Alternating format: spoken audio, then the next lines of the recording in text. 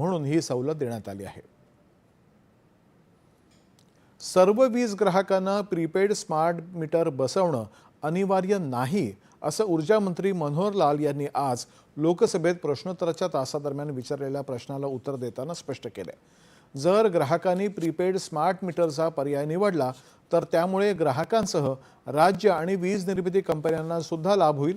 मात्र असं असलं तरी कोणत्याही ग्राहकाला प्रीपेड स्मार्ट मीटर घेण्याची सक्ती केली जाणार नाही असंही त्यांनी स्पष्ट केलं। देशामध्ये ज्या ठिकाणी प्रीपेड स्मार्ट कार्ड्स लावण्यात आले त्या भागातल्या वीज निर्मिती कंपन्यांचा तोटा भरून निघालाय आणि वीज बिलाच्या योग्य वसुलीसाठी या स्मार्ट कार्डचा उपयोग झाल्याचं ते म्हणाले। राज्यसभेमध्ये आज आंध्र प्रदेश पुनर्रचना सुधारणा विधेयकावरती चर्चा होत आहे। लोकसभेनं कालच या विधेयकाला मंजुरी दिली होती। या विधेयकामुळे अमरावती ही आंध्र प्रदेशची एकमेव राजधानी असण्याच्या प्रस्तावाला मान्यता मिळेल। संसदेच्या अर्थसंकल्पीय अधिवेशनाचा आज शेवटचा दिवस आहे।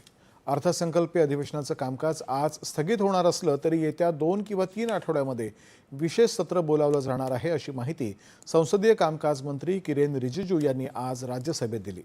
महिला आरक्षण विधेयकामध्ये महत्त्वाची सुधारणा करण्यासाठी हे सत्र बोलावलं जाणार आहे असं त्यांनी सांगितलं। काँग्रेसचे नेते जयराम रमेश यांनी विचारलेल्या प्रश्नाला ते उत्तर देत होते। या संदर्भात बहुतांश पक्षांशी सकारात्मक चर्चा झाली आहे। काँग्रेसनं विधानसभा निवडणुकांच्या नंतर हे सत्र घ्यावं असं पत्र लिहिलंय असंही त्यांनी सांगितलं। सर्व पक्षांशी सल्लामसलत करूनच हा निर्णय घेतला जाईल। महिला आरक्षण सुधारणा विधेयक एकमतानं संमत व्हावं असा आमचा प्रयत्न आहे असं रिजिजू म्हणाले। या मुद्द्यावरती सर्वपक्षीय बैठक घ्यावी अशी मागणी विरोधी पक्षनेते मल्लिकार्जुन खरगे यांनी केली आहे।